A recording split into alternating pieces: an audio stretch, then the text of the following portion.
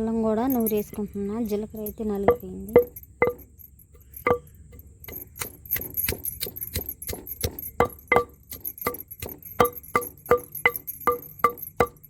ఎల్లిపాయలు కూడా వేసేసుకుంటున్నానండి.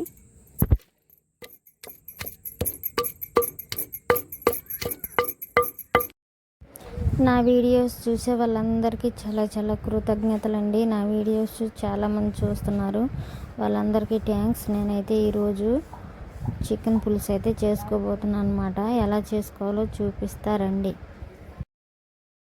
పనిలో నుంచి వచ్చేసరికి అయితే చాలా పొద్దైతే పోయిందండి. నేనైతే పనులన్నీ చేసేసుకొని అన్నం కూడా వండేసుకొని ఇక లాస్ట్ అండ్ ఫైనల్ చికెన్ పులుసు అయితే చేసుకోబోతున్నాను అనమాట.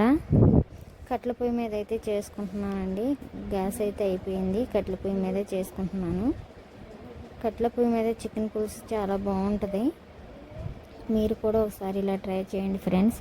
ట్రై చేసి ఆ టేస్ట్ అనేది ఎలా ఉందనేది మీరు నాకు కామెంట్ రూపంలో తెలపండి. నా వీడియోస్ కనుక నచ్చినట్లయితే లైక్ చేయండి, షేర్ చేయండి, సబ్స్క్రైబ్ చేసుకోండి ఫ్రెండ్స్. నేను ఇక్కడైతే కళాయి పెట్టుకొని ఆయిల్ అయితే సరిపడా వేసుకుంటున్నాను అనమాట. చికెన్ అయితే కడిగేసుకుంటున్నాను. శుభ్రంగా ఇట్లా కడుక్కోవాలి.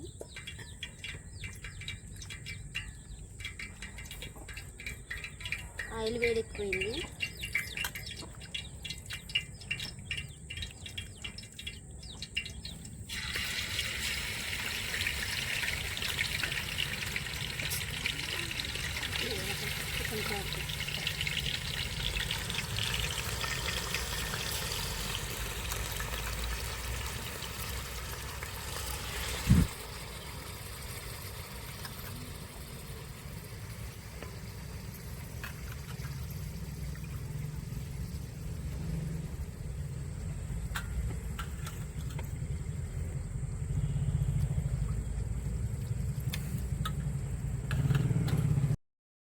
నేను చికెన్ వేసుకున్న తర్వాత అయితే గల్లుప్పు అయితే వేసుకుంటున్నాను అండి.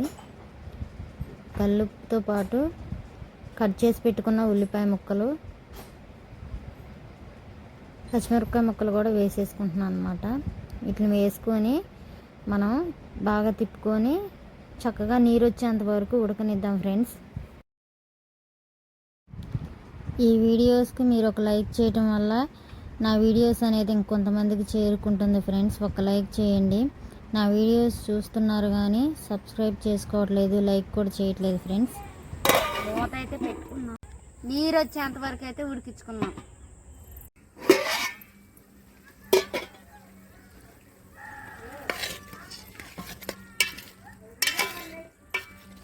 చూసారా, చికెన్లో నుంచి మనం ఉల్లిపాయలు వేసుకున్నాక, చికెన్ వేసుకున్నాక అంత వాటర్ అయితే వచ్చింది.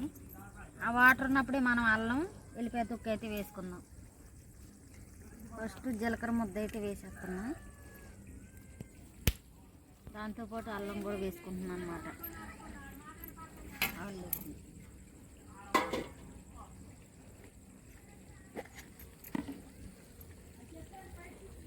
కొంచెం పసుపు కూడా వేసుకుంటున్నాను అన్నమాట.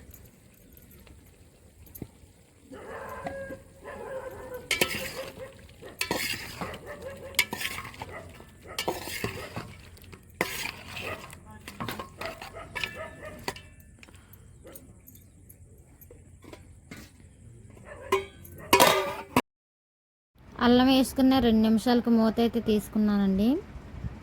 చక్కగా అల్లం అయితే ఉడికిపోయింది అనమాట. చూడండి, చక్కగా ఉడికిపోయింది. దాంతోపాటు కారం కూడా వేసేసుకుంటున్నాను అనమాట. కారం వేసుకొని మనం తిప్పుకుందాం.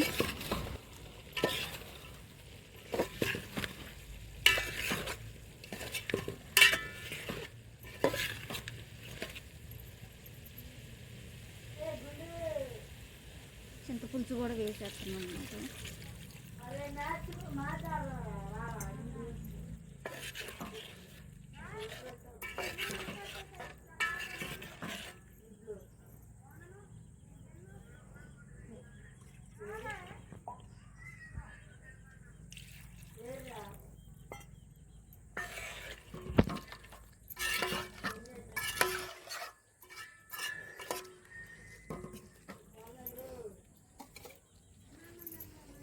దీన్ని ఒక 5 నిమిషాలు ఉడికించుకొని మసాలా వేసుకొని దింపేసుకుందాం.